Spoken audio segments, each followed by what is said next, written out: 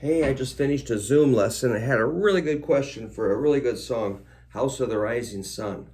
I'm going to show you the chords. They're A minor to a C to a D. I like to do F major 7, A minor to C, E7,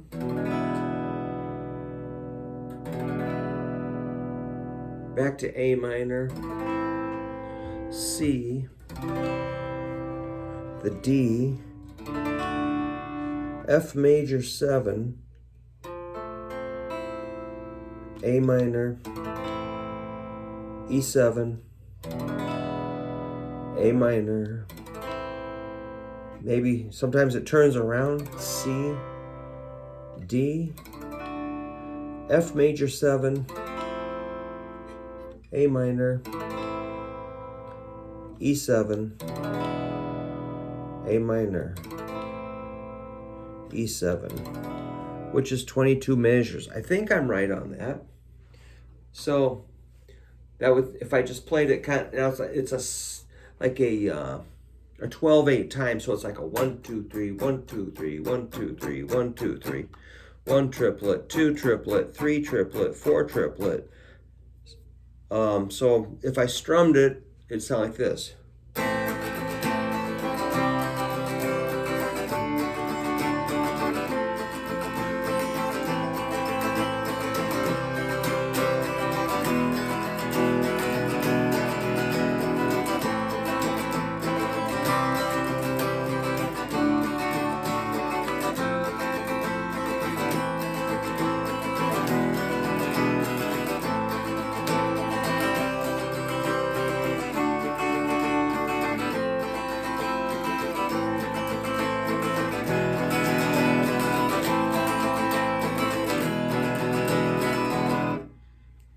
So that's kind of, scrubbing, which notice how I always yell at you to put your hand here. Now I'm a little more loose here. So, I'm going to try to lighten up on that, pushing you back there on certain things.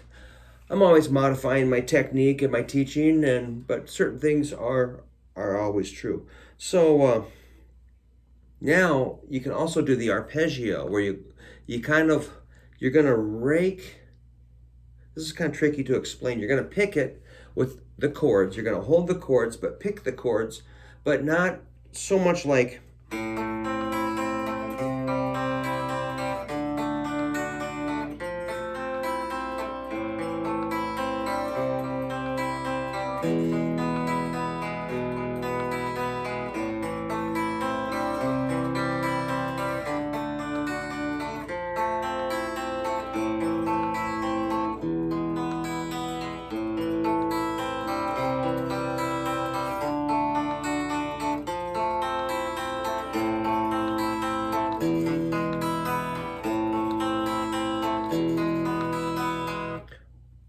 That's one way to do it, and I have a PDF written out like that, which is pretty cool.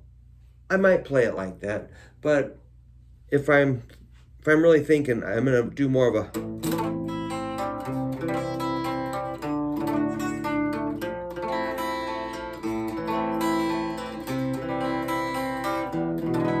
Which is sort of a Latin feel or something. It's called raking.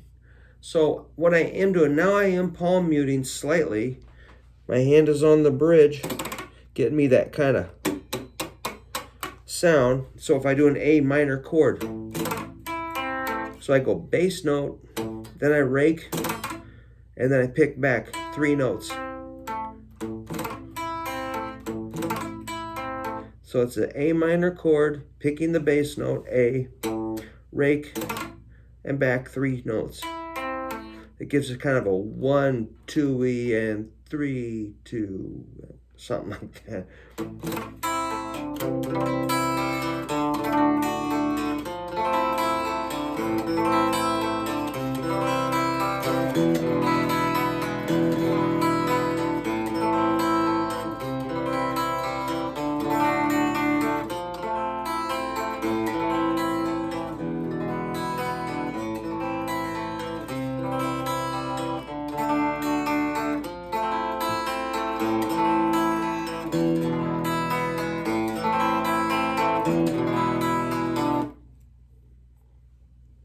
That's cool. If you need follow up on that, let me know. I know I'm moving kind of fast. When it comes to a solo, this is what I do. I like to get a little fuzz going. Well, let's just try a melodic solo.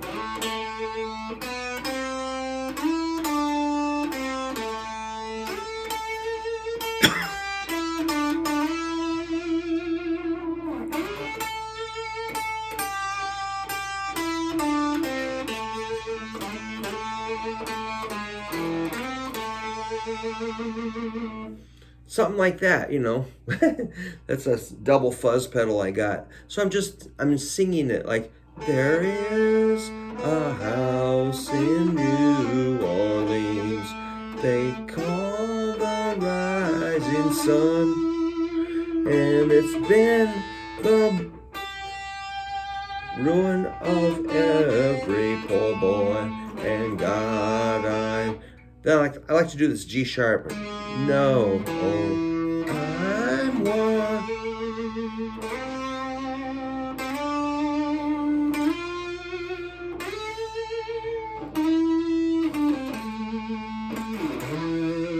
So I'm following those notes of A, C, D, F, A, C, E, E, A, C, D, F, A, E, A, C, D, F, A, E, A, E. Let's just break it down like that. A. So let's say you don't know what the heck I'm talking about. Let's make it super simple. Let's just do a note for each chord. An A note for an A chord. A C note for a C chord. A D note for a D chord.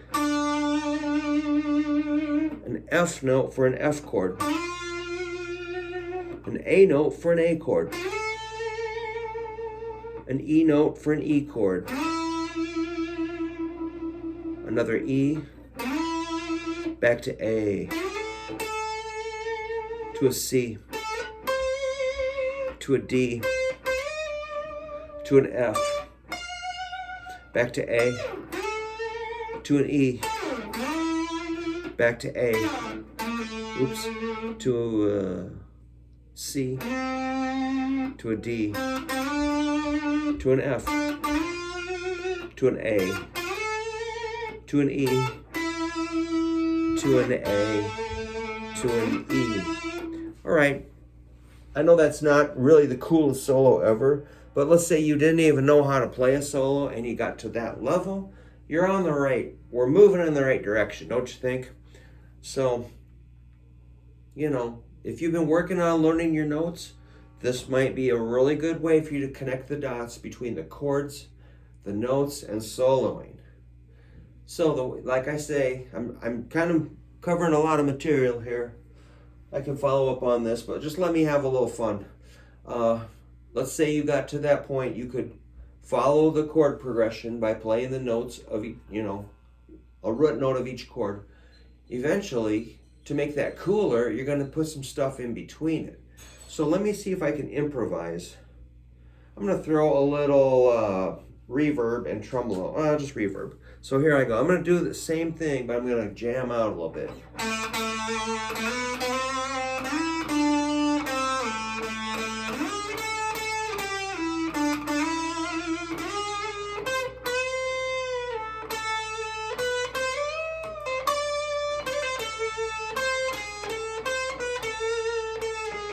Oh boy, that wasn't the best.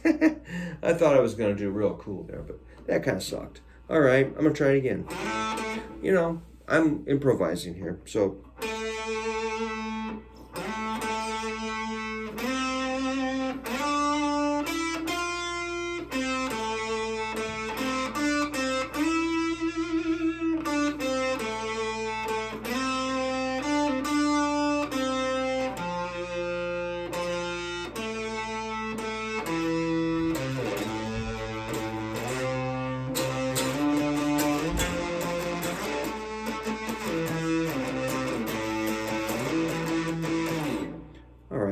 That was a little better, but like I'm saying, it's when you improvise, you can do your own thing. Let's say I want to just kind of forget about the melody, not be so uptight. I might just play some freaky bends like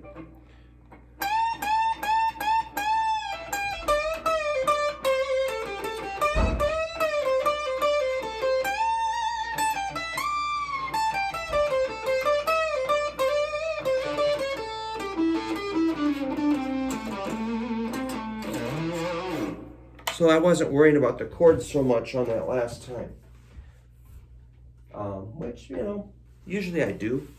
But every once in a while I'll contrast it just by going scale crazy.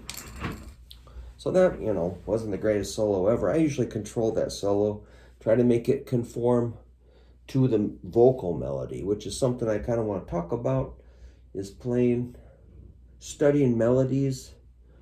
That is really how you're going to learn to make this stuff kind of glue together. We hit the scales and chords and riffs and kind of get your hands working, but you're still just kind of like stomping through the petunia patch, which I would do.